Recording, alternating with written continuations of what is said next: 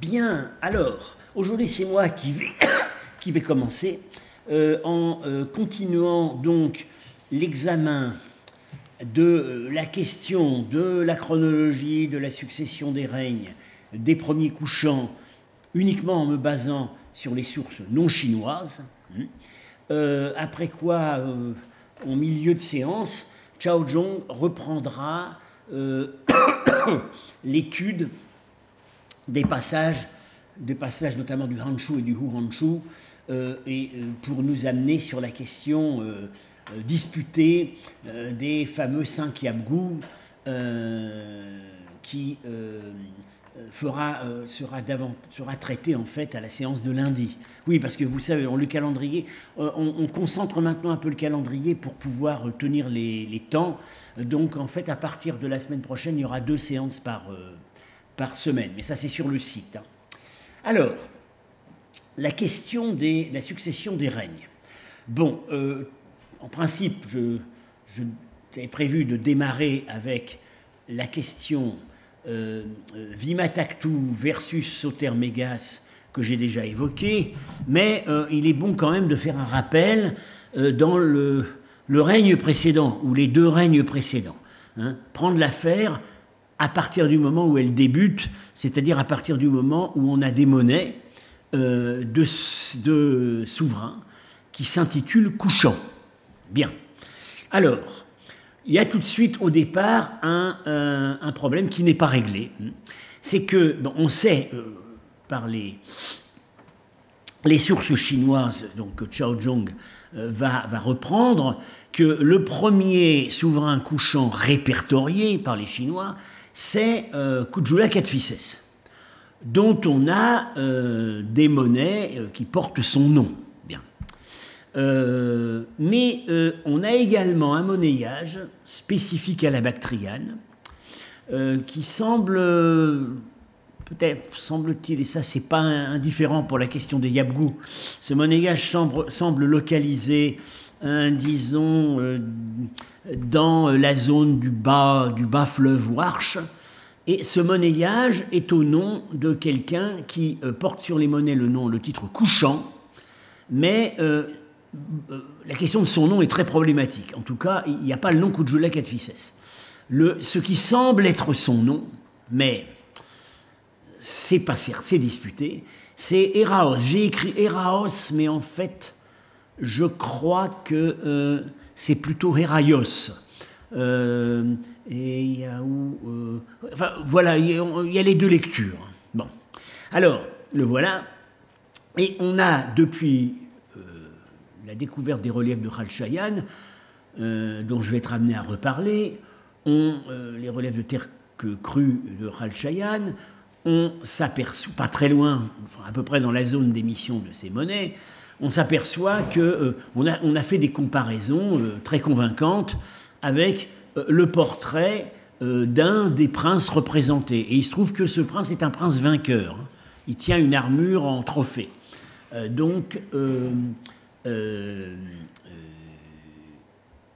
Voilà, il est ici. Alors,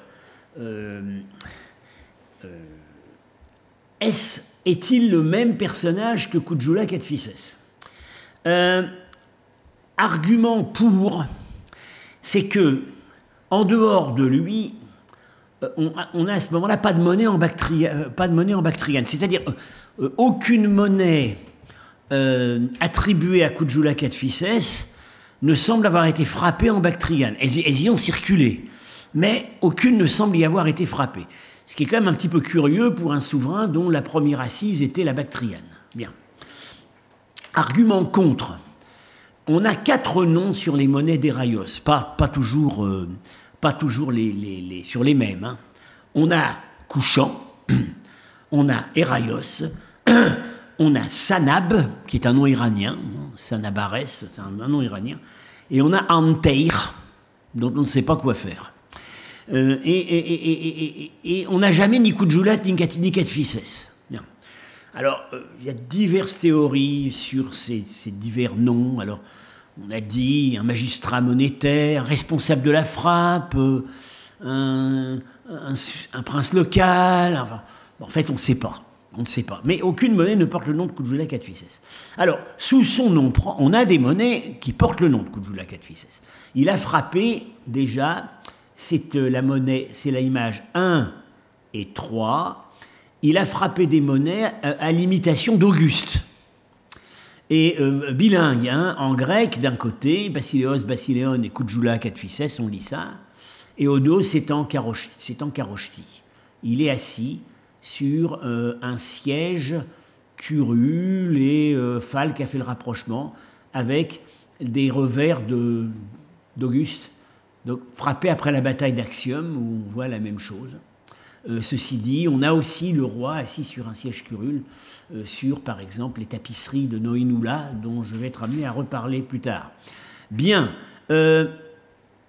Alors, par ailleurs, il a aussi frappé des monnaies qui sont des imitations des émissions d'un des derniers souverains indo-grecs, Hermaios, qui a régné, semble-t-il, au Kapisa, peut-être au Gandhara, jusque vers moins 70, et dont ensuite on a continué à imiter les monnaies. Alors Kujula a frappé également, sous son nom, des imitations d'Hermaios. Par ailleurs, avec son portrait, on a extrêmement peu de monnaies, mais on en a. Ce sont de très rares monnaies qu'on attribue au Sindh, de manière un peu hypothétique. Voilà, avec un physique assez prononcé. Et alors voilà, Joe Cribb m'a très gentiment envoyé une planche de son catalogue en préparation, voilà, avec toutes les variantes de ces monnaies très grossières. Et l'inscription c'est pas évident. En grec, on lit Basileos, mais on lit pas autre chose. En Kharoshthi, mais c'est très hypothétique. Ce serait Maharajasa, Rajati Rajasa, Tratarasa, Kuyu. Donc le roi, grand roi, victorieux, Kuyu, qui serait Kujula. C'est quand même douteux, mais enfin, on pense quand même que c'est Kujula parce que on ne voit pas qui d'autre ça pourrait être. Alors, ce qu'a remarqué Cribb, c'est que, parce qu'on voit que le portrait de cet individu ne ressemble vraiment pas à celui d'Heraios. Bien. Vous voyez, l'arrangement de la chevelure, lui, il a une tiare pointue, avec parfois une espèce de turban. Heraios, il a juste un bandeau. Le visage ne ressemble pas. Et puis lui, on voit sur certaines monnaies, il a des grosses rouflaquettes, là, des grands favoris qu'on n'a pas sur les monnaies d'Heraios. Alors, très bonne remarque de Cribb, c'est que les deux types physiques se retrouvent à Khalchayan, dans la représentation des Yuechi. C'est-à-dire que pour Heraios, je l'ai déjà dit, et pour le personnage qui est intitulé sur les monnaies comme Kujula, voilà, on a exactement le même type de favoris, c'est un peu la barbe à la Jules Ferry, hein, sur les reliefs de Khalchayan. Donc on est évidemment dans un milieu ethnique, familier, dynastique, qui est couchant ancien. Bien. Alors, ces monnaies, on les attribue à l'Indus avec un raisonnement un peu indirect. Elles ont été trouvées ensemble, à Taxila, ensemble, avec des monnaies indo-parthes qui elles-mêmes étaient surfrappées sur des monnaies d'un dynaste, disons, iranien, Nahapana, dont on sait qu'il régnait à Barigaza, Broch, au sud du Gujarat, et aussi, vraisemblablement, plus au nord, sur des territoires, disons, dans la vallée de l'Indus. Bon. Et là, c'est intéressant, ça nous fait un point d'accrochage avec le témoignage du périple de la mer Érythrée. Pourquoi ? Parce qu'il est dit dans le périple de la mer Érythrée qu'on date, disons, en gros, à peu près 70 de notre ère, que y a un roi qui s'appelle Nambanès, bien, et qu'il est sur la défensive parce qu'au nord, il y a un peuple très agressif, les Bactriens, qui commence à arriver. Bon.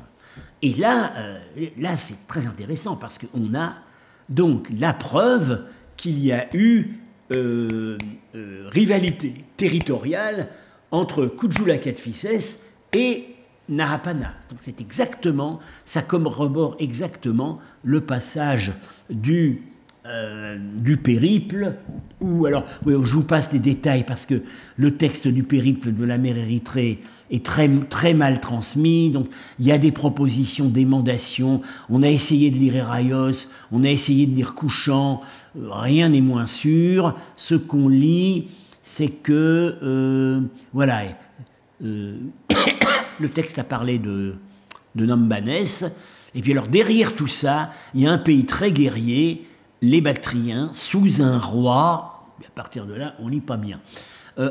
Fussman avait contesté l'équivalence entre Nahapana et Nambanès.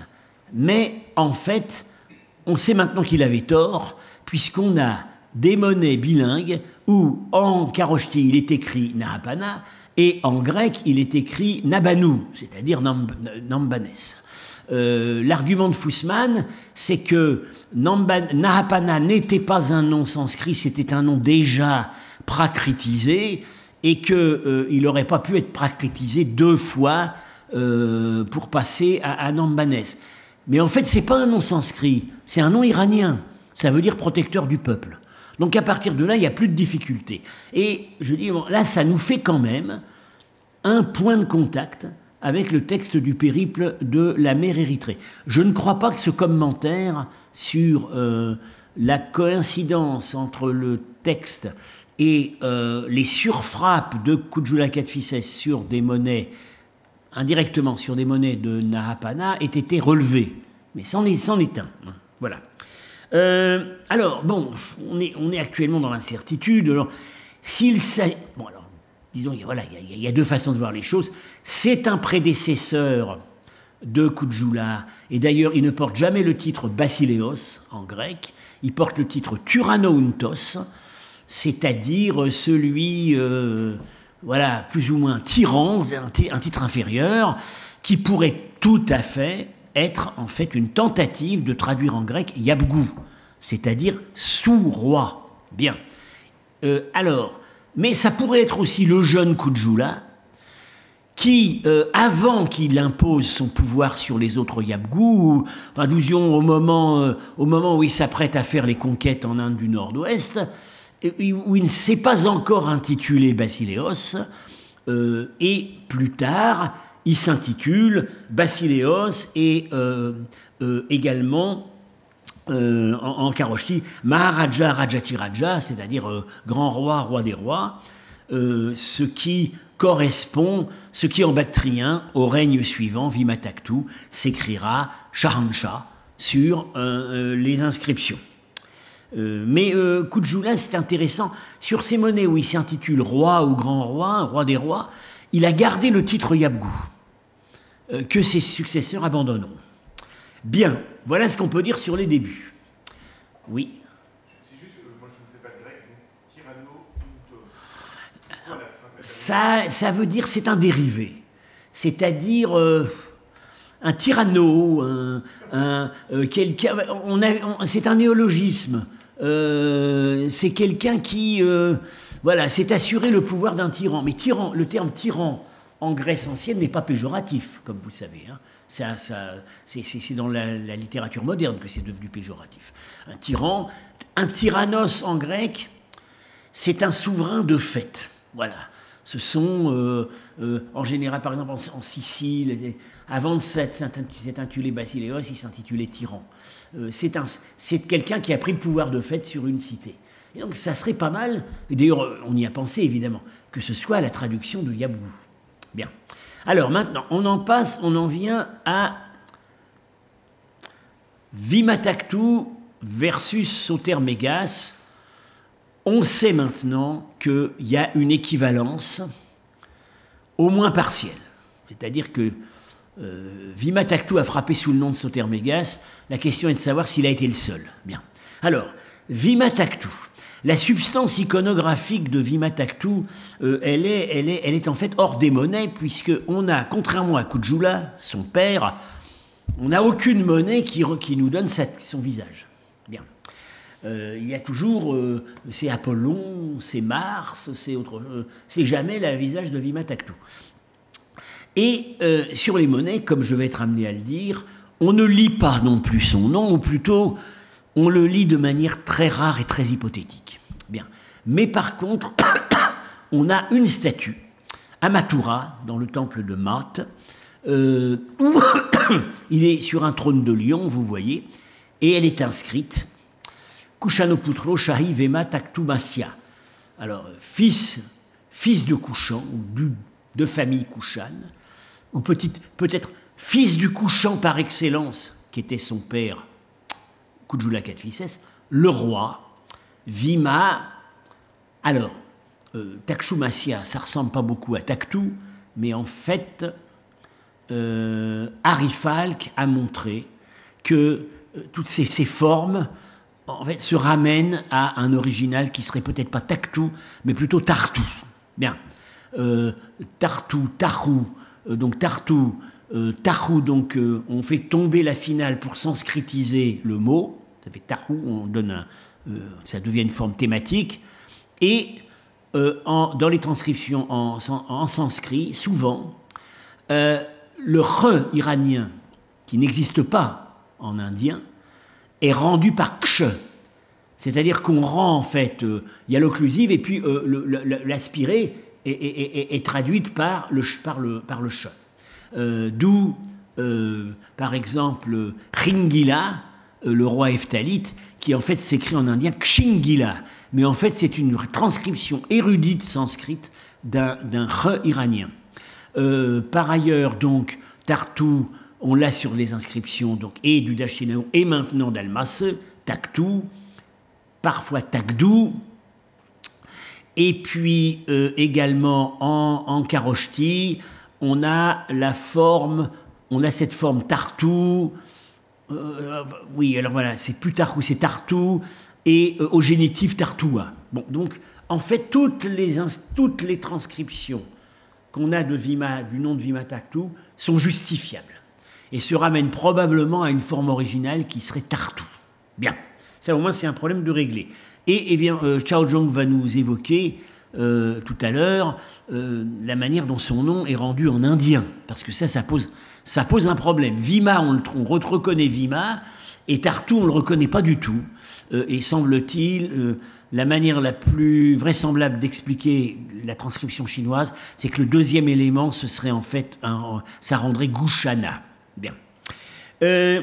Alors, il y a aussi une autre image possible de Vimatactu, parce qu'elle est anonyme, elle n'est pas nommée. Bon. C'est à Surkotal, une stèle très usée, qui a fait couler beaucoup d'encre, mais il y a eu un article récent de Olivieri et Sinissi qui a fait pas mal avancer les choses, et en fait on voit un roi assis sur un trône, et vraisemblablement c'est une... bon, on va dire ça peut être une Nike à la grecque, enfin elle n'a pas d'aile, ce serait plutôt une Shri indienne, une déesse de la fortune, hein, qui lui apporte un collier, et il est assis sur le trône, et vous voyez c'est un trône de lion. Or, et ça ferait penser au trône de Vimatactu à Mathura. Également, plusieurs autres détails de la stèle. C'est une stèle qui est probablement d'une époque différente des trois statues debout de roi Kushan qu'on a trouvées à Surkotal, dont l'une est certainement Kanishka, pour les autres on discute. Cette stèle est plus ancienne, enfin différente. Donc l'idée qui pourrait se présenter, c'est qu'en fait elle aurait été récupérée d'une fondation antérieure, puisque Surkotal n'existe pas sous Vimatactu, ni même sous Vima Kadphises, c'est une fondation de Kanishka. Ce serait une récupération d'un monument antérieur. Et donc ça pourrait bien être Vimatactu. Alors maintenant, le dossier... Voilà pour Vimatactu, ce qu'on peut dire aujourd'hui. Maintenant, Soter-Mégas. Alors, le monnayage dit de Soter-Mégas, c'est le nom qu'il porte en grec, a attiré l'attention dès le début du XIXe siècle, dès le moment où on a commencé à trouver des monnaies, avec Charles Mason par exemple à Begram, parce que c'est un monnayage qui est extrêmement abondant et qu'on trouve est extrêmement étendu géographiquement. Alors ça a impressionné beaucoup, et puis aussi le fait que le roi ne soit pas nommé. Voilà, ça a vraiment posé un problème dès le début. Alors, il faut savoir que le titre Sotermégas, on va plutôt dans son équivalent bactrien, a été utilisé aussi pour Vima Kadphises, fils de Vimataktu, et Kanishka, dans l'inscription de Rabatak. Donc ce n'est pas une spécificité de ce souverain. La spécificité, c'est qu'il s'est à peu près jamais appelé autrement que Sotermégas sur ces monnaies. Alors, 4 théories ont longtemps coexisté. On a dit, c'est un monnayage tardif de Kujula Kadphises. On a dit, c'est un monnayage précoce de Vima Kadphises, au moment où on pensait que Vima était le successeur de Kujula. On a dit, le Huanshu nous dit que Kujula aurait confié ses conquêtes indiennes à un général pour les administrer. Ça pourrait peut-être bien être ce général qui ne met pas son nom. Bon, voilà. Ou alors un usurpateur, bien qui s'intercalerait dans la lignée Kushan. Alors ça, c'est l'idée qu'a favorisé jusqu'au bout Fussman et qu'a adopté aussi Osmun Bopearachi. Je ne sais pas s'il est encore d'accord avec ça, mais il y a vraiment des objections. C'est-à-dire que dès le début, les émissions monétaires de Sotermégas englobent, se trouvent dans la totalité des zones où on sait qu'étaient les couchants. Mat, où il y a les statues, des statues que j'ai indiquées, Ré, où on a une inscription indienne, le Gandhara, Taxila, où circulent beaucoup ces monnaies, et les monnaies de Vimataktu, on les trouve aussi au nord. Alors, bon, ça paraît contradictoire avec cette idée qu'il s'agirait d'un vice-roi qui était chargé de l'administration de l'Inde. Ça voudrait dire qu'à un certain moment, il a complètement évincé les couchants de tout leur territoire. Alors, autre idée qui également avait été émise, c'est ni Kujula ni Vima, c'est un souverain qui se serait intercalé entre eux, un souverain couchant, et dont on n'avait pas le nom. Et bien maintenant, depuis l'inscription de Rabatak, on sait que c'était la bonne solution, puisqu'on a Kanishka dit mon père Vima Kadphises, mon grand-père Vimataktu, mon arrière-grand-père Kujula Kadphises. On sait que c'était la bonne solution et que c'était Vimataktu. Alors, le plus récent bilan sur les monnaies de Vimataktu, c'est par Joe Cribb, en 2014, The Sotermégas Coins, qui prend en compte tous les types connus qui portent le nom de Vimataktu. Alors, on sait qu'il y a un atelier central, sans doute à Begram ou à Taxila ou les deux, et puis des émissions provinciales, locales, au Gandhara, à Mathura et au Cachemire. La question des émissions en Bactriane n'est pas réglée. Voilà, c'est un peu le même problème qu'on a avec le règne précédent. Les monnaies circulent, mais étaient-elles frappées à Bactre? On n'en a aucune preuve. Bien. Il faut savoir aussi que c'est un monnayage, semble-t-il, peu contrôlé. Il y a des incohérences dans les légendes, de mauvaises orthographes. C'est vraiment le début du monnayage couche. C'est pas un monnayage vraiment centralisé. Et le contrôle administratif semble faible. Alors, la première question que ça pose, évidemment, pourquoi Sotermégas sans mention aucune de nom de roi? Sotermégas, le grand sauveur, par ailleurs, donc, c'est transcrit aussi en indien Tratarasa. Alors, Cribb a fait une supposition assez intéressante. Il dit, si le père de Vimataktu, Kujula, a imité des monnaies d'Auguste, peut-être bien aussi que l'idée, c'est on a imité aussi le fait qu'Auguste, à un certain moment, n'a plus mentionné son nom. À partir de la bataille d'Axium, il ne met plus jamais sur les monnaies son nom, qui est Caius Octavius. Il n'y a plus son nom, il n'y a plus que ses titres. à Augustus Divi Filius, fils du divin César. Il n'y a rien d'autre. Donc, ce serait une imitation d'Auguste. Bien. Alors, maintenant, le rattachement à Vima Tactu.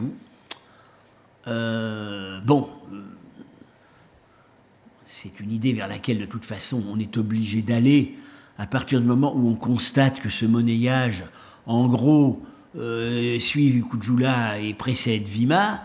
Maintenant, est-ce que quelque part on lit vraiment le nom de Vima Tactu? Cribb pense que oui. Alors, voilà une émission locale du Cachemire. La photo est vraiment mal reproduite, mais l'original n'est pas formidable non plus. Voilà les dessins qu'il en a fait. Et voilà, il lit ici tact.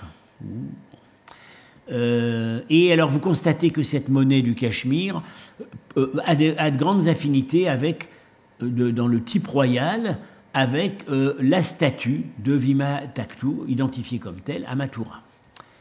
Bon, ici aussi, on lirait Vima Tactu. Alors, bon, non, Fussman a écrit « Je n'ai pas assez d'imagination pour lire ça ». Bien. Il semblerait quand même que ce soit ça.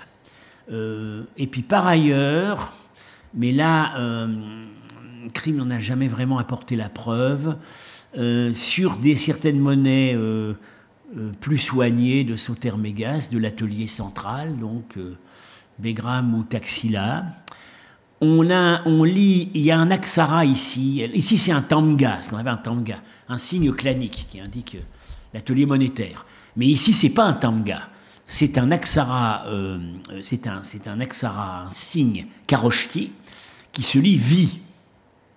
Donc, ce serait l'abréviation du nom du roi. Et par ailleurs, on lit sur l'inscription, l'inscription grecque au revers, Basileus, il y a une faute, Basileon, Soter Mégas O. Donc, l'idée de Cribb, c'est que O, c'est le début de Wima. Bien. Bon, on va dire, moi j'aurais tendance à lui donner crédit, c'est ce que d'ailleurs fait aussi Harry Falk.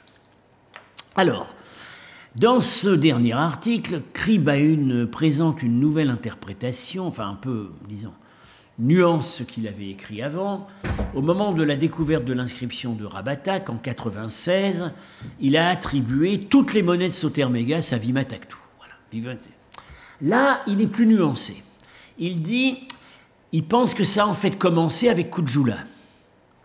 Bien, évidemment, ça fait beaucoup de types différents pour Kujula. Imitation d'Auguste, imitation d'Hermaios, des monnaies où semble-t-il il y a son visage, et puis peut-être Heraios s'il est Heraios.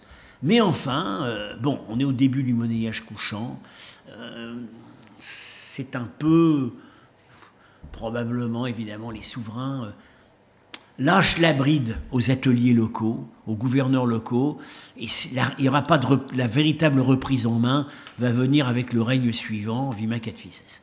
Alors lui, il pense que jusqu'à numéro 5, c'est en fait sa date de Vima, c'est des émissions tardives de Vima. Alors vous voyez les portraits, hein, en fait, ce n'est pas des portraits du roi, c'est un Apollon grec qui tient souvent une flèche. Qui dit Apollon grec, dit en iranien Mitra.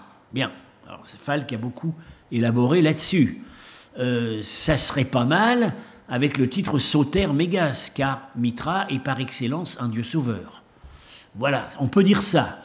Puis alors à partir du cinquième type, ce serait vraiment Vima Tactu, avec introduction d'un nouveau type iconographique à l'avers, qui n'est plus Mitra, mais soit une espèce de Mars, soit une imitation de souverain gréco-bactrien au casque. Bien. Les arguments de Cribb pour désattribuer une partie à Vima Tactu et dire que les premières émissions sont de Vima Catfices ne me paraissent pas très forts et pas toujours faciles à comprendre. ces deux arguments principaux, c'est qu'il y a une différence de tamga, je vous ai déjà expliqué, hein. Les tamgas, c'est ça, c'est ces signes qui sont des signes claniques qu'on trouve beaucoup sur les monnaies d'Asie centrale. Bon, jusqu'à la monnaie 5, le tamga a 4 branches en haut. Et à partir de là, il en a 3. Bon, il pense que c'est un... Voilà, c'est un de ses arguments. Et puis, d'assez subtiles différences dans le costume et l'armement que moi, j'ai un petit peu de mal à avoir. Bon. Alors, évidemment, si on attribue le début des monnaies de Vimataktu, de Sotermégas à Kujula, ça permettrait de régler quelques problèmes chronologiques quand même, parce que ça c'est un argument que Fussman a toujours opposé à Cribb. Les monnaies de Sotermégas sont parfois contremarquées sur des monnaies indo-parthes qu'on a du mal à dater aussi tard, qu'on a du mal à dater, donc c'est maintenant que Vimataktu, ça commence vers 90 à la mort de Kujula. Ça paraît un petit peu difficile de dater ces monnaies indo-parthes si tard. Et donc, évidemment, si ça a commencé sous Kujula, ça permet de raccourcir la distance. Bien. Alors, dans tout ça, l'enjeu historique est quand même important. Parce que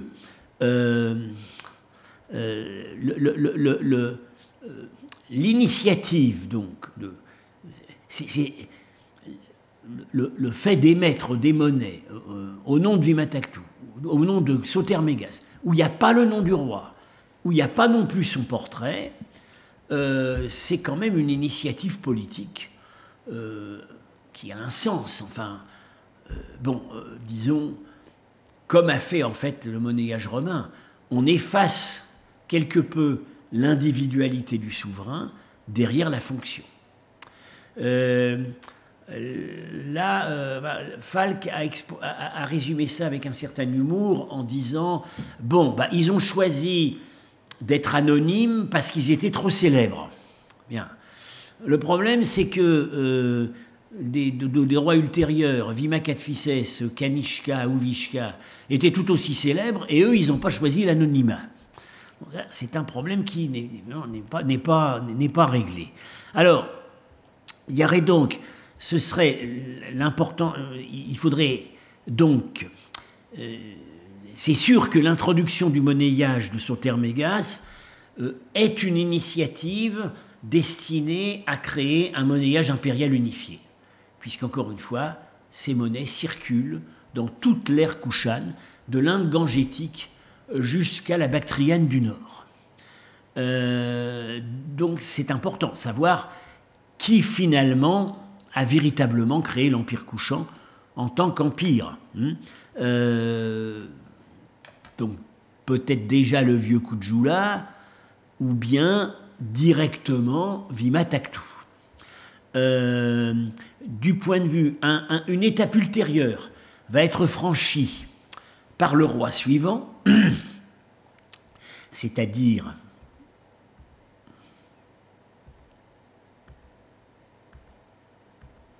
Vima Kadphises, qui va lui créer le système qui va subsister jusqu'à la fin dans l'Empire Kushan, un bimétallisme argent-or.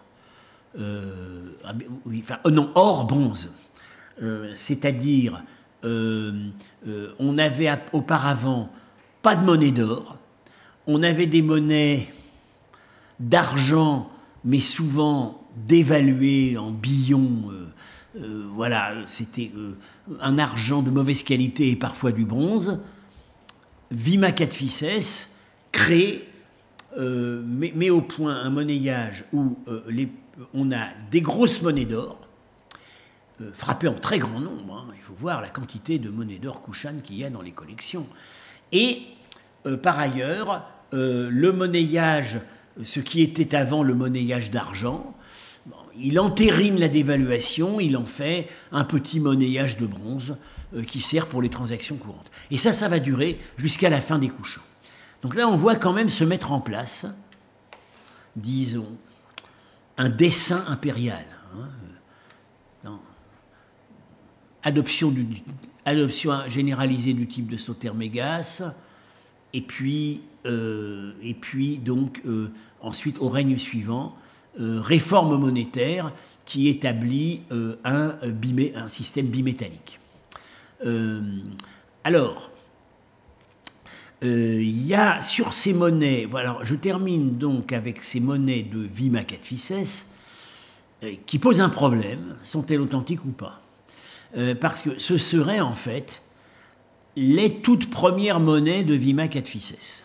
Ah oui, alors, j'ai oublié de dire que le monnayage de bronze couchant, au départ, il est de bonne qualité, c'est du monnayage en fait de cuivre. Après, il va se dévaluer. Ce monnayage de bronze au début est de très très bonne qualité, et l'idée qui vient à l'esprit, c'est que ça correspondrait au début de la mine en exploitation, de la mine de cuivre de Messaïnak. Ça avait été c'était l'idée de Fussman, et également un archéologue afghan, Ramzadeh, qui l'avait fait venir ici au collège.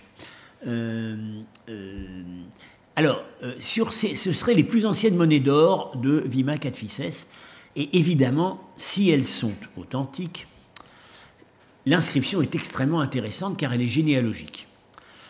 À l'avers, on lit Vima Cadphises, et au revers, on lit, sous-entendu, monnaie du fils du roi Vimataktu le couchant.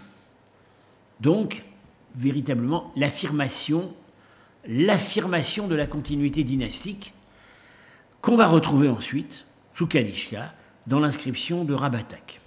Alors,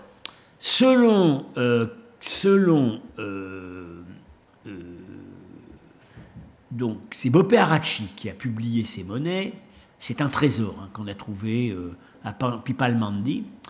Selon Bopé Arachi, elles sont authentiques. Et c'est également l'opinion de Falk.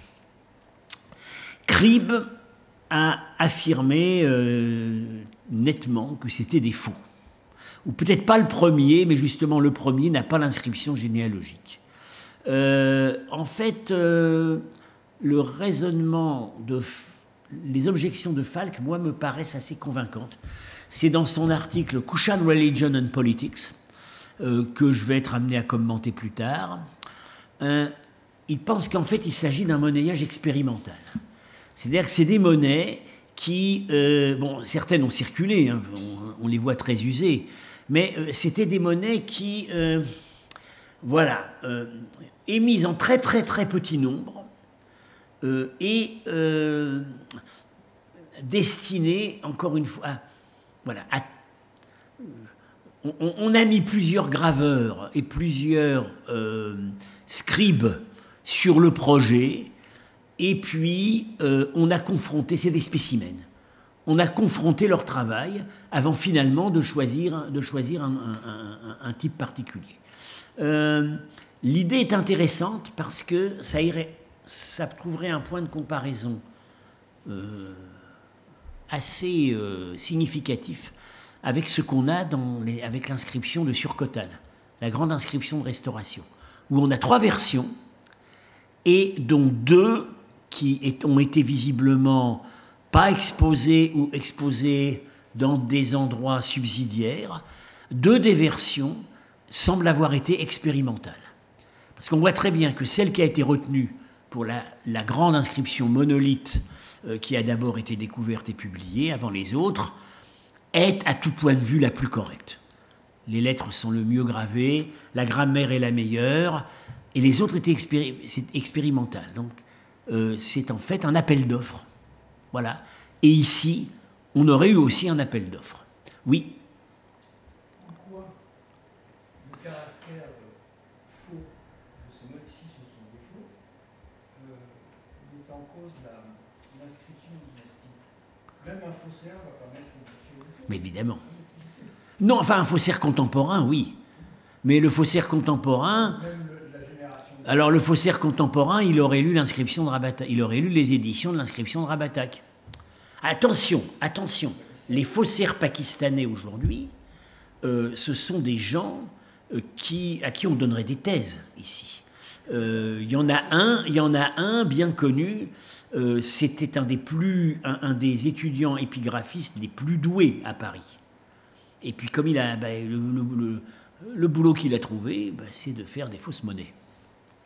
Donc attention, contemporain, parce que l'idée de Falk, c'est que ce sont des faux contemporains. Non, l'idée de Cribb, c'est que ce sont des faux modernes. Bien. Voilà. Donc, j'ai tenu les temps. Hein, ciao, Joe. Donc, do you want me? No, Lanchi next time. Hein? So it's in my turn. Yes, before shifting to Chinese sources, I just have to clarify one slide by Franz. That actually, as far as I know, this hypothesis of Taktu to Tahu to Tachuma has been rejected by Falk himself in the book Kushan Histories. Oh. You should consult the text 088. I just read his note. The strange Takchumasya has baffled all interpreters because he thinks it's just a scribal error. 107. So Ma is just 07. Let me see that. Ma was just a scribal error for A. Okay, note editor.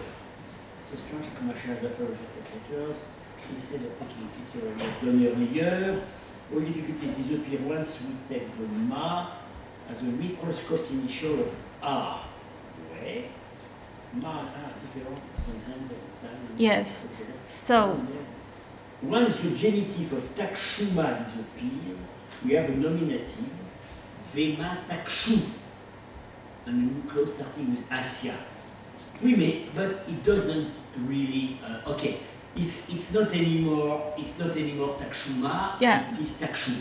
yeah, Takshuma just But it doesn't change anything. Actually. right. So just a little bit. The inscription is still attributable to Vema Taktu. Yeah. Right. The point is that Iranian kh is transcribed by Sanskrit ksh. Yes, and Takchuma does not exist. So just don't take Okay, it okay. seriously. I took it from, I scanned it from his article, I didn't check it. Thank you.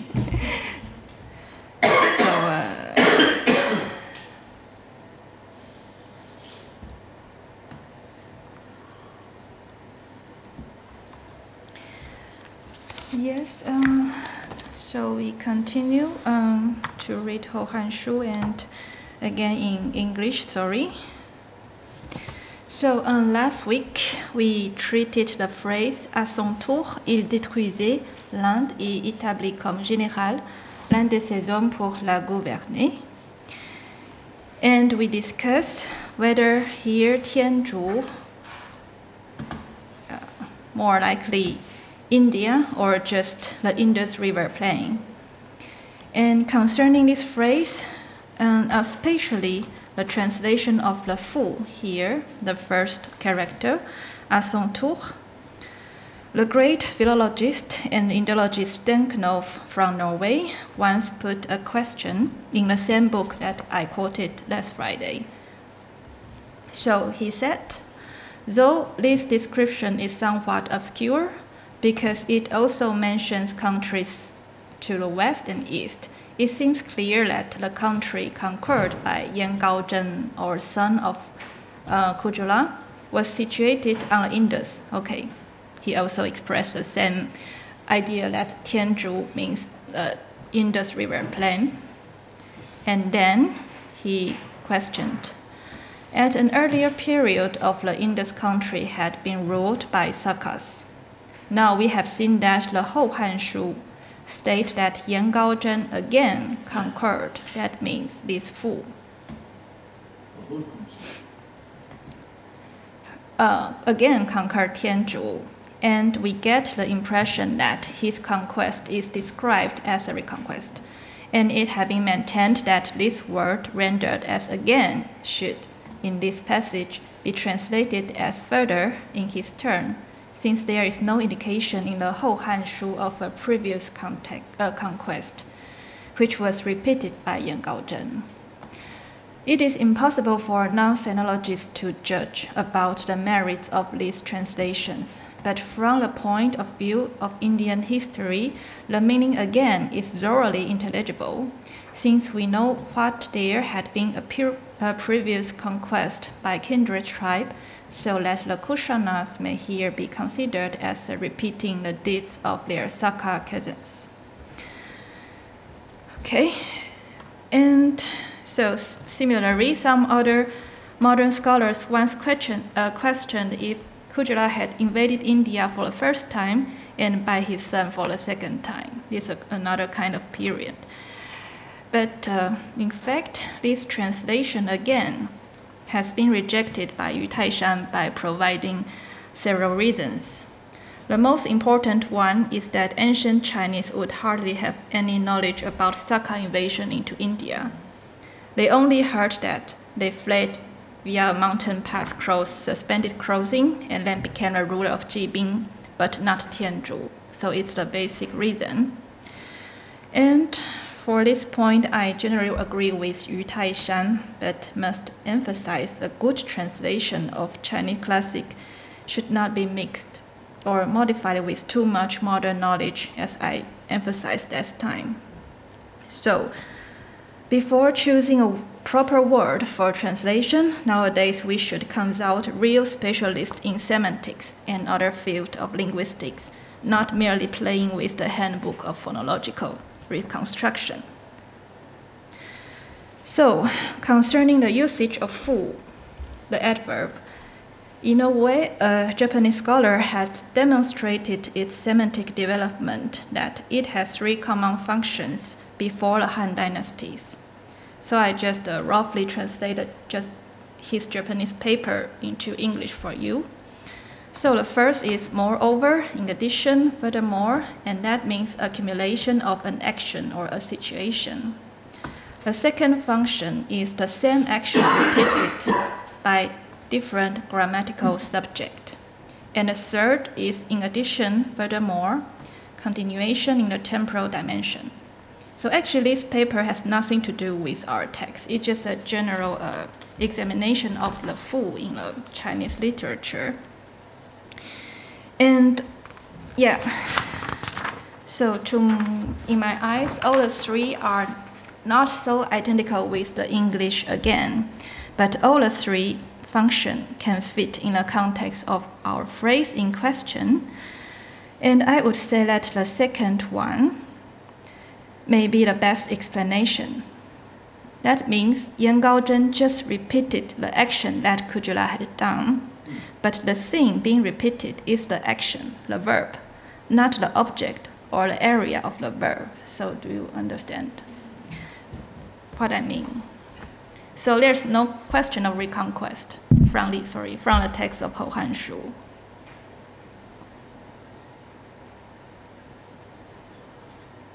Now, concerning the same passage, in fact, Hill gives a strange explanation that fu mian should be counted as a term, a complete collapse, fu mian as a whole term.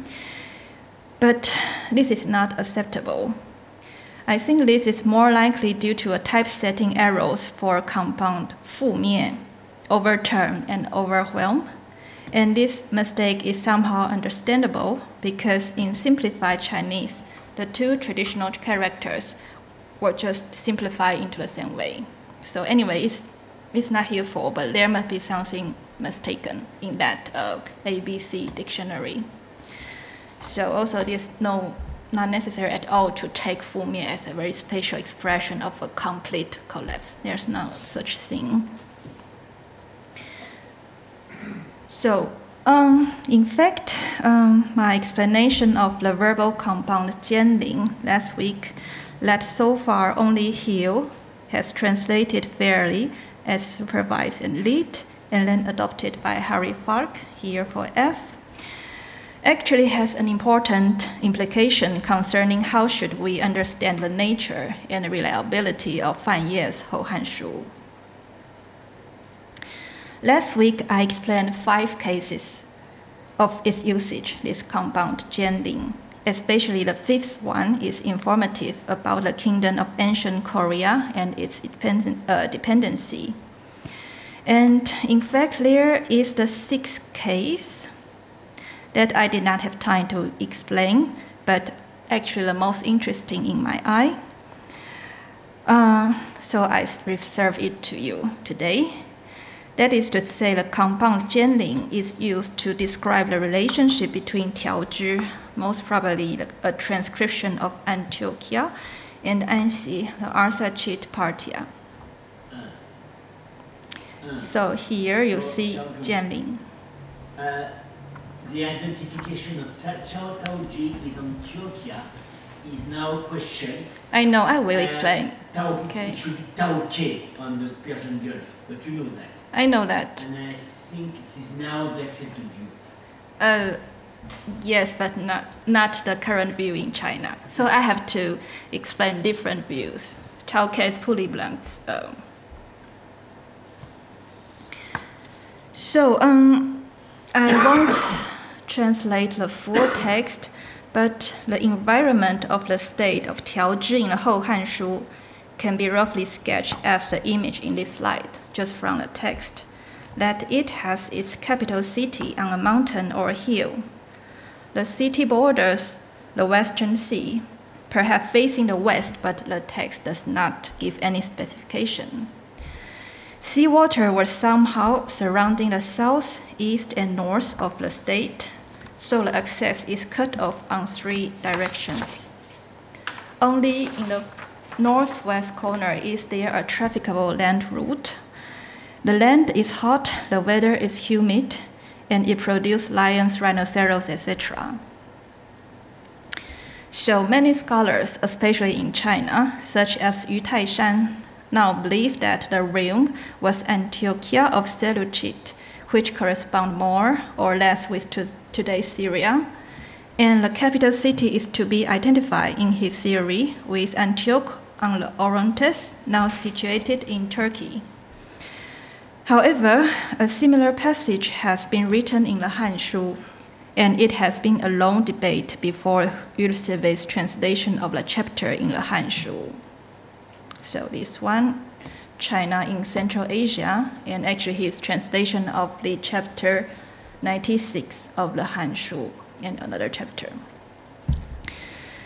So I won't go into detail today, just show how different are the various suggestions about the location of Tiaozhi and its capital.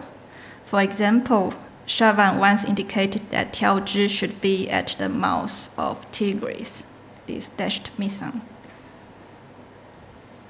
So, which year is the embassy? which year? Which one do you mean? The embassy mentioning Chaozhi.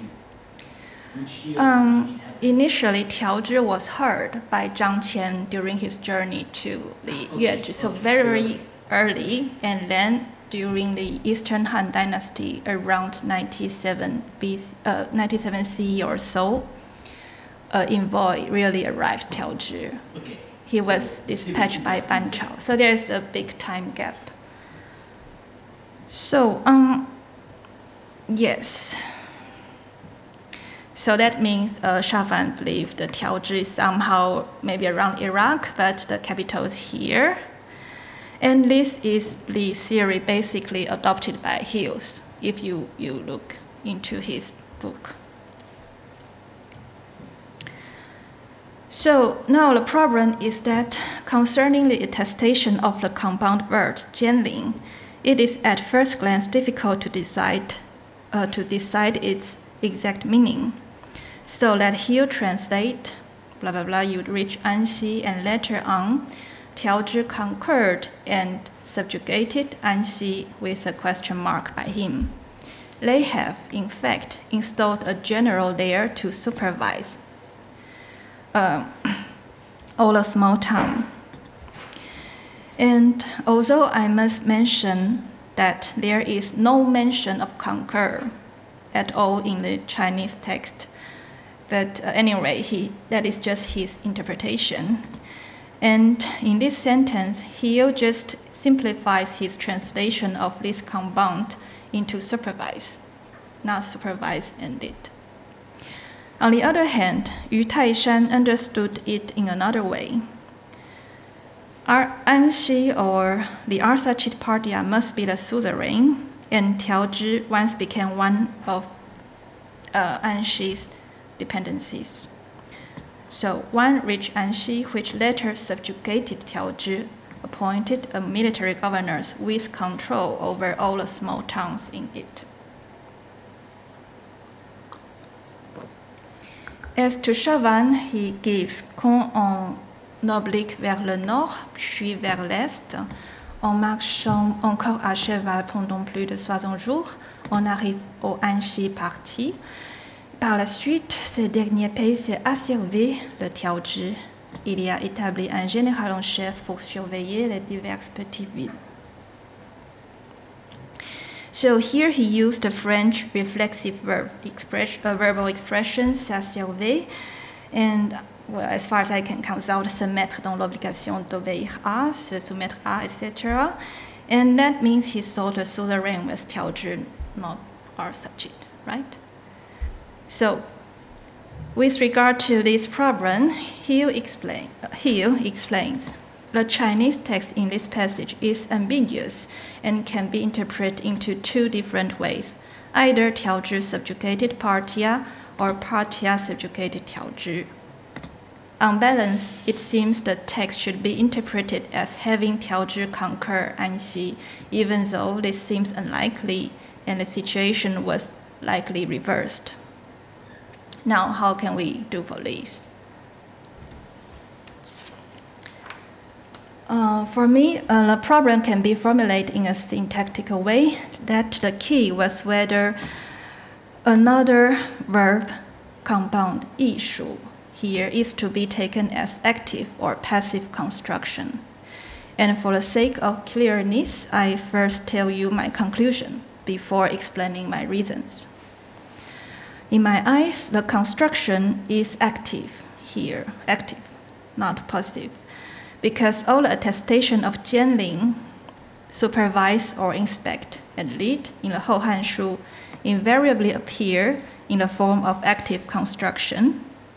And as far as I can see, the phrase between them here is also of active construction. And therefore, the phrase in our question is naturally also in active construction. That means Yu Taishan is correct concerning the syntax of the passage.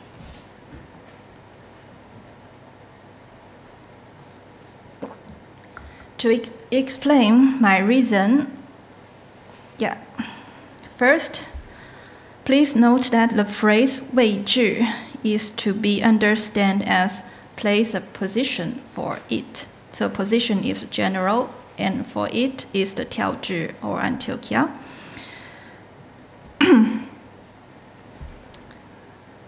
And it is an abbreviation of 位置制, so the pronoun was omitted.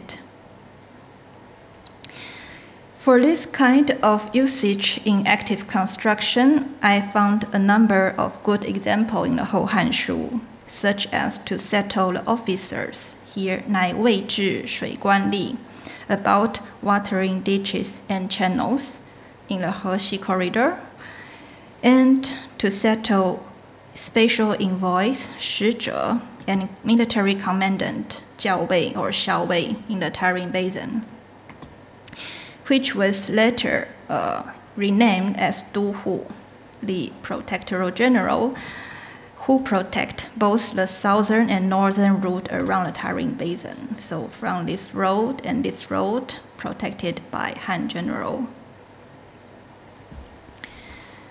And now let's return to the problematic verb, compound verb 艺术.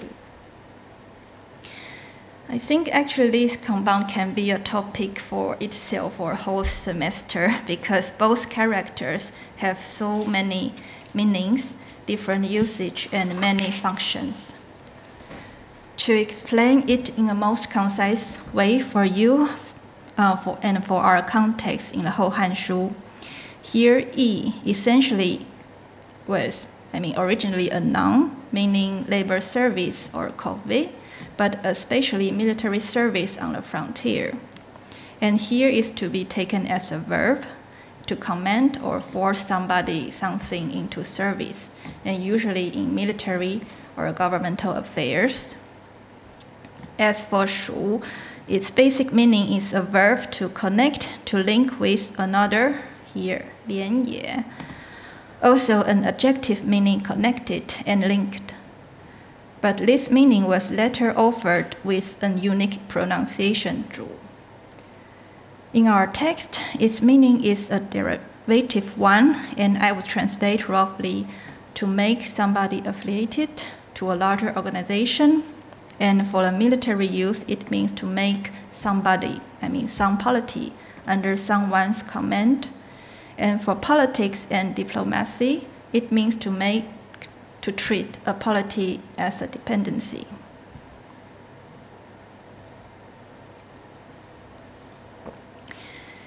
It is remarkable that these usages are very different from the more common meanings in modern Mandarin about ownership that is usually translated as belonging, belong to, or be the property of. And in the chapters about Western regions in Chinese annals around the Han period, the basic meaning just the basic purpose of this chapter are only military and political relations.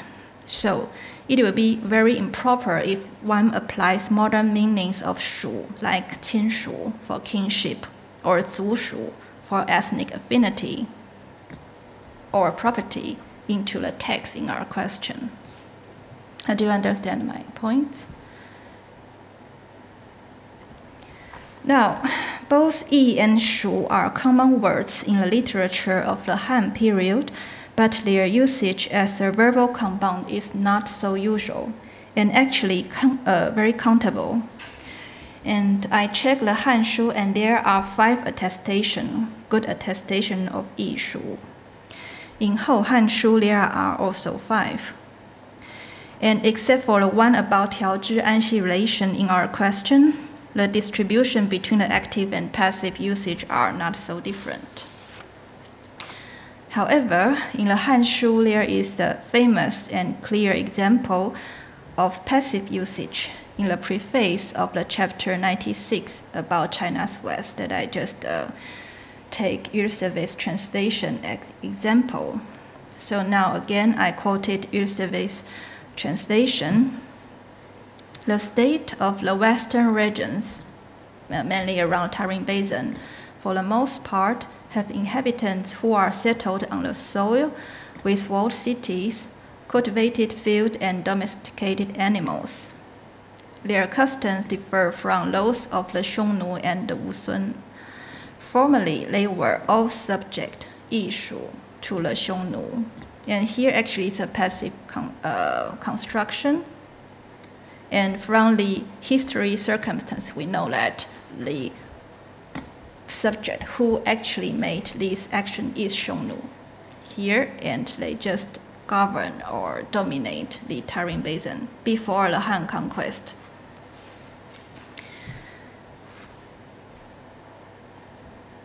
Nevertheless, in the same chapter 96 of the Hanshu, here the text is crystal clear concerning the situation of 调制. So I just said,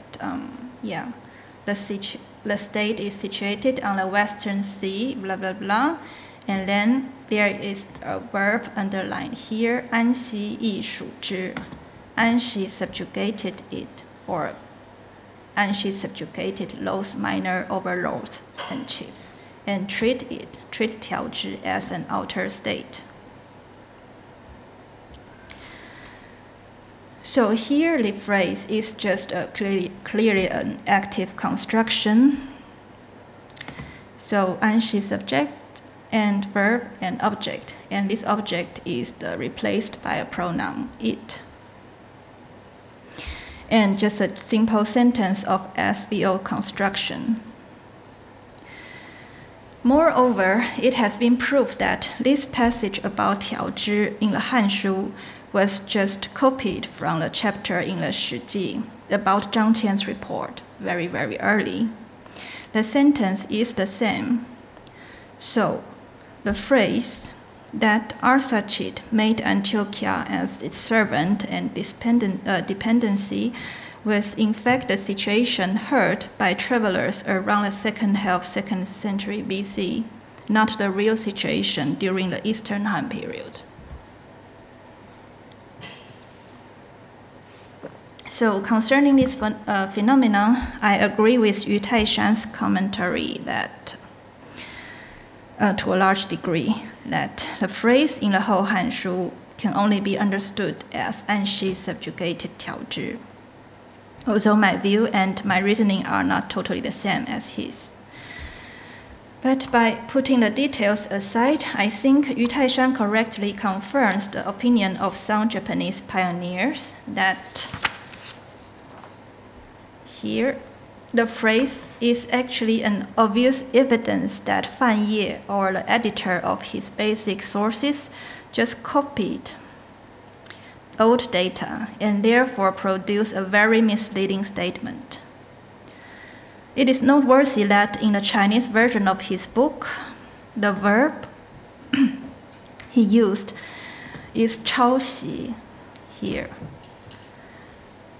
And this verb does not just mean copy neutrally, but a verb nowadays with a more negative sense, to plagiarize. In other words, the situation about Tiaozhi left by Fan Ye is not the situation during the Eastern Han Dynasty at all, but something mixed with imagination or misunderstanding or confusion. We know that the situation was not true in the 1st and 2nd century CE because, as a matter of fact, Tiaozhi or Syria, has become Roman territory, right? So I just don't go into details.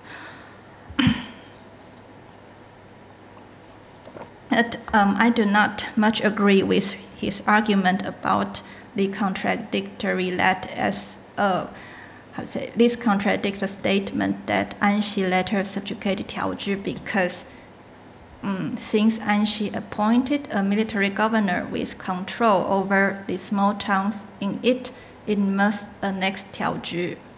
So for him, to appoint a general cannot be conformed with the fact that he made the city-state as dependencies or under its command. Well, for me, it's no contradictory. Yeah.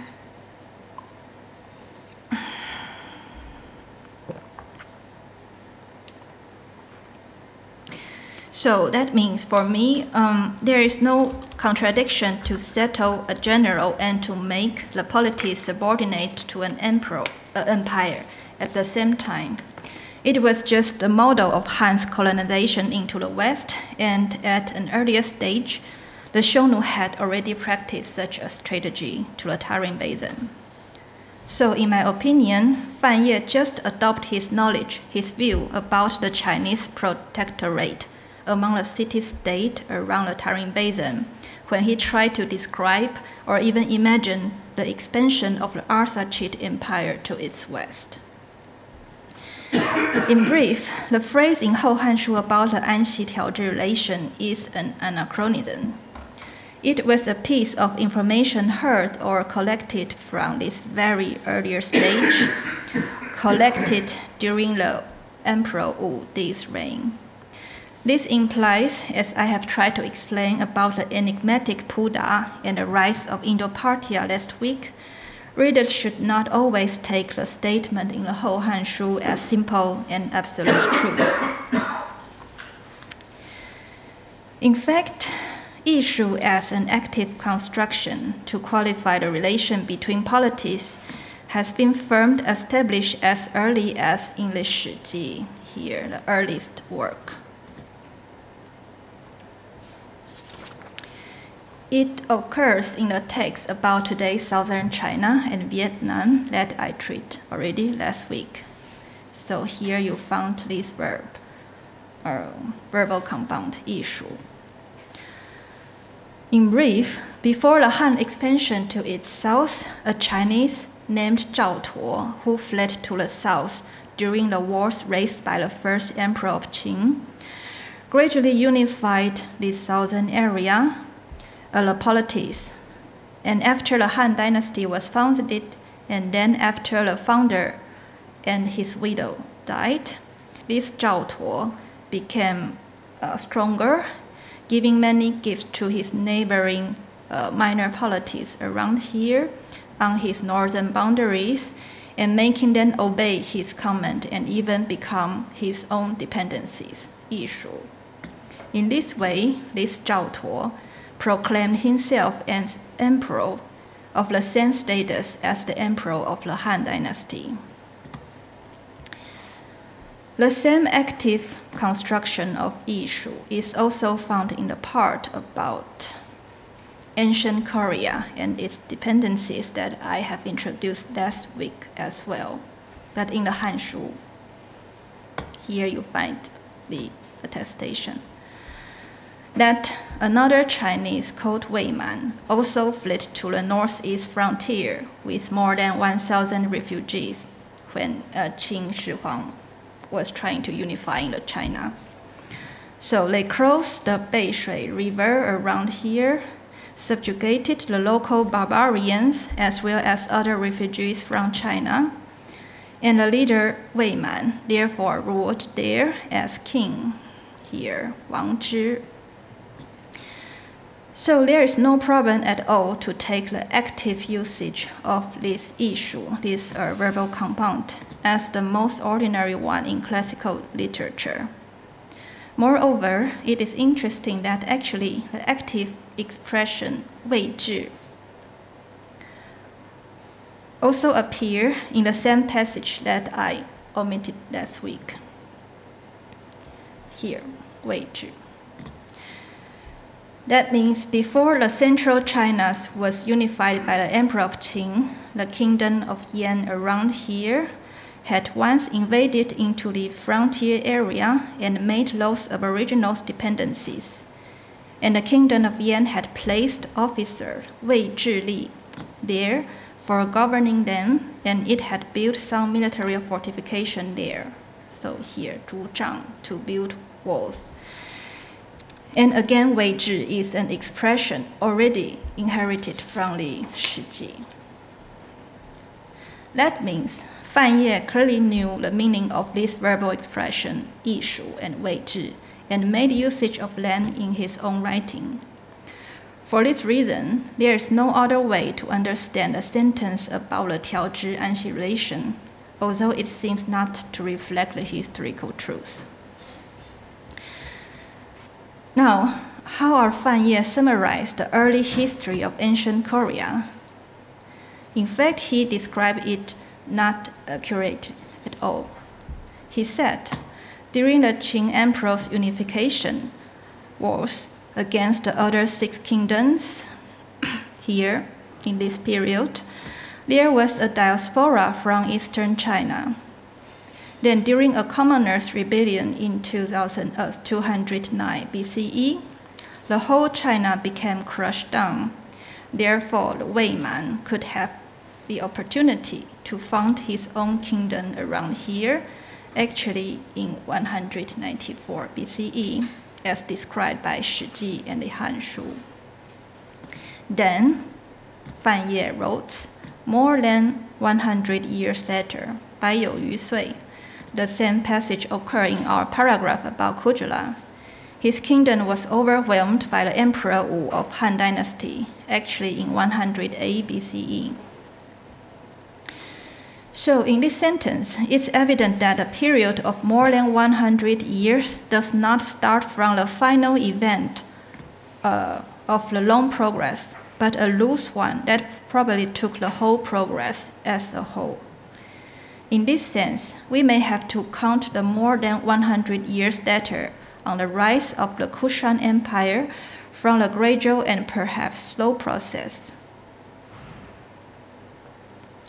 At least not necessarily the final stage of the formation of the 5 Yabgus. So here are my brief remarks on the whole Hanshu concerning China's frontier. First, the passage of the more than 100 years in the whole Hanshu should be rather taken as a very inaccurate expression. Second, the situation in the remote west, such as the Tiaozhi annihilation, was in fact just a rephrasing of old data. Probably, I would say that it was mixed with some news heard or collected during the Eastern Han and not totally out of his own imagination as an armchair historian, but we should know that the object could be different, because there were several historical towns named by Antioch in Near East, and Fan Ye or his primary predecessors perhaps just confused some among them. In other words, it will be risky or perhaps even futile to find any definite identification of Tiaozhi in the whole Hanshu.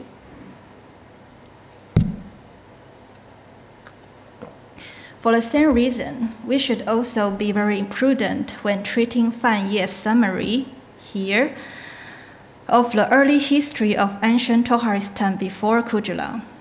We should not take it as the absolute truth, because it is very likely an oversimplified patchwork, mixed with some late news, and many details could have faded off.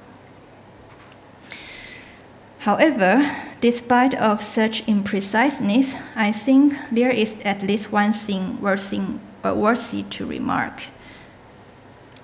If we compare Fan Ye's phrasing of the Kushan-Indian relation during the reign of Kujula's successor and his phrasing of the Parthia-Antiochia relation, no matter its anachronism, it's clear that, in his view, both colonial governments were based on military control by appointing a general. That means it's different from the mode of Western Han dynasty during its expansion to the southwest, that local chieftains were annexed as counties and therefore absorbed into Chinese system peacefully. To demonstrate this difference, we have to return again to the history of ancient northern Vietnam that was once independent. So the strategy of Han Empire during the expansionist Emperor Wu to conquer this unacceptable empire to his south was to open the road from the small vassal state of Yelang here. In that time, the king of this small state was recognized by the Han court as a marquis, Marquis of Yelang, whose name is Duo Tong. The Han court gave him a lot of gifts, persuaded him with the Han's power and virtues, and here again there is a attestation of Wei Zhi, that the Han court made a deal with the king or the marquis, that the Han Empire placed officers for his realm and will make his son as a magistrate of county. It implies that his kingdom became a new commandery of the Han Empire, and the legitimate heir became the leading officer of a county in it. What were placed there was administrating officers, Li, not general, Jiang. But interestingly, the marquis were permitted to keep his honorific title, and he even promoted to the status of king in the empire after the northern Vietnam was conquered.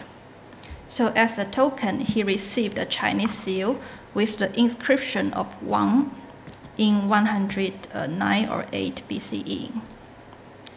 So in this manner, the kingdom of Yelang was peacefully annexed by the Western Han. On the other hand, what had been done by Kujula and his son crossing the Hindu Kush could be a more martial and invasive actions. Now, I think finally we are ready to deal with the final passage of the entry.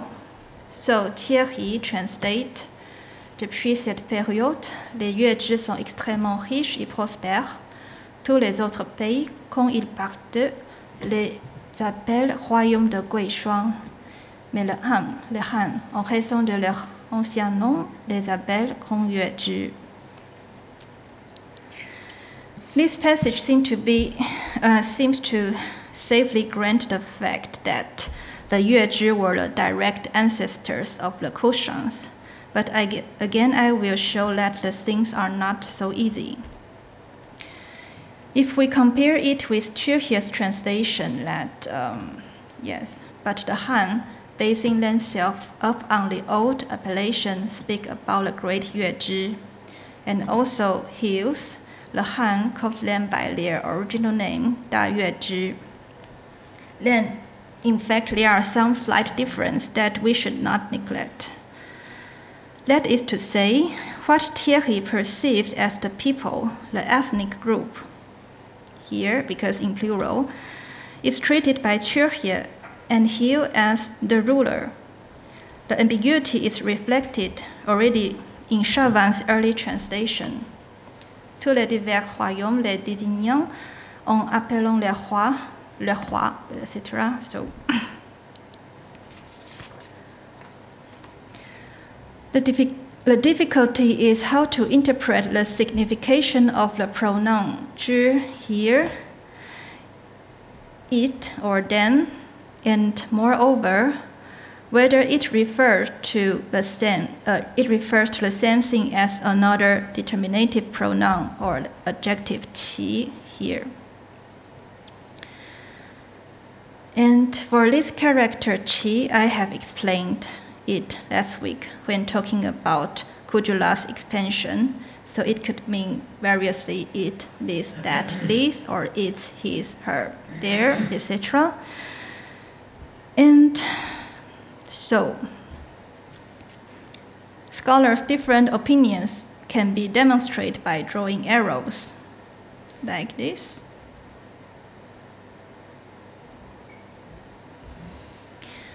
Now, it's clear that Thierry thinks both characters refer to the same, to a people in plural.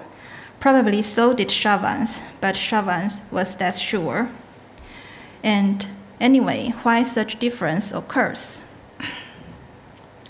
This is, for me, actually a question about one's sense and experience in reading classical Chinese, and very difficult to explain because I'm a native Chinese.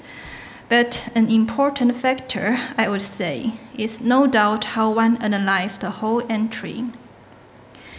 In brief, since there was no clear paragraph division in the layout of ancient texts of Hou Hanshu, one must do it in one's mind.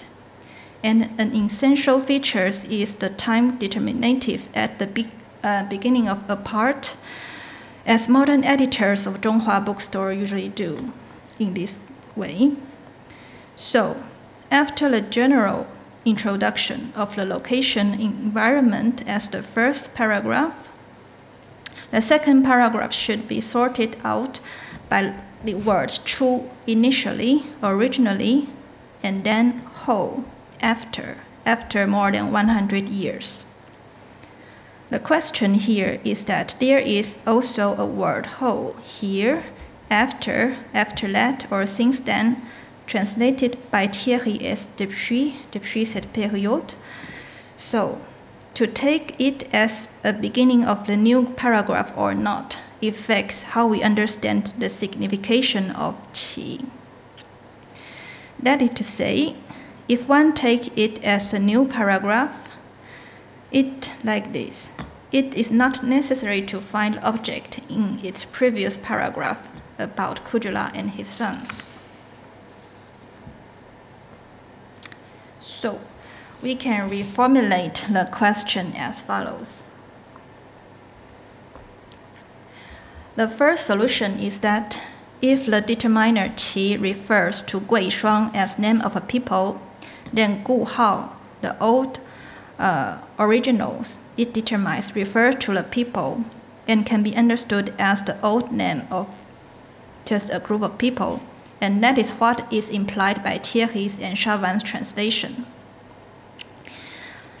But if qi refers to Kujula as a person, then Gu Hao could mean his own thing, such as the earlier title according to Kawayama, and he has restored it as Da Yue Zhi Gui Shuang Xi Hou Qiu Jiu Jue, as I have demonstrated in a part about wooden sleeves.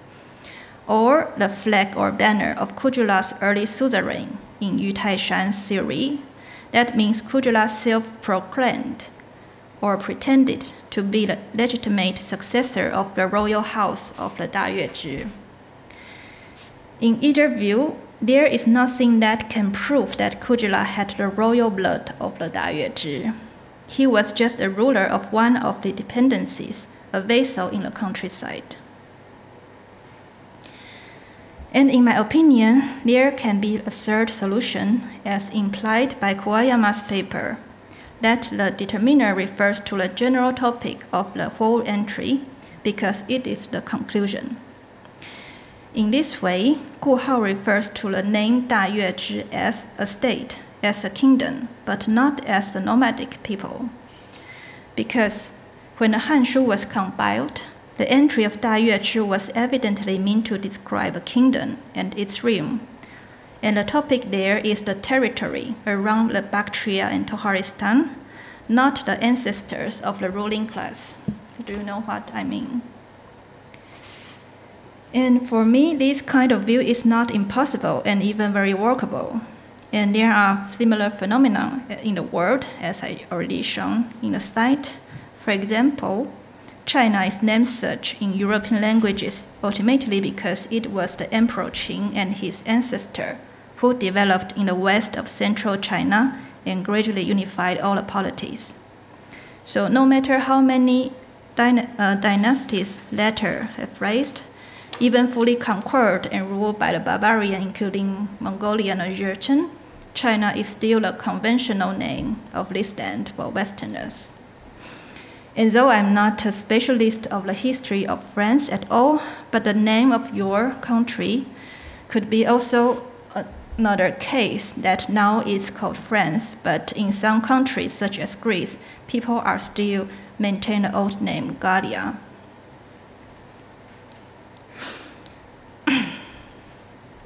Now, the first opinion represented by Chavan and Thierry is widespread in the West, so that you see everywhere, such as the introduction of Fox's paper on the 5 Yabgus, where he just wants to summarize the common sense until now at the beginning, so that he said, the Yuezhi, that is, the couchant avant la lettre. Similar concept occurs later in the same paper, so that the Yuezhi, the couchants to be, etc. I think this actually reflects the translator's mind that the qi should refer back to the second paragraph about the ancestors of the ruling class of the state in the Hanshu, namely the diaspora of the Yuezhi people from China due to the expansion of the Xiongnu in China's north. This is not impossible, but a bit strange. In fact, we have several examples in the whole Hanshu that the Eastern Han dynasty, or the writer, just adopt the new name, the new Indo-name of a people chosen by themselves without insisting their old name at all, such as the Wuhuan and the Xianbei, formerly the Eastern Hu. And last week, I already mentioned the Wuhuan here just to the east of Xiongnu. And now I won't go to details.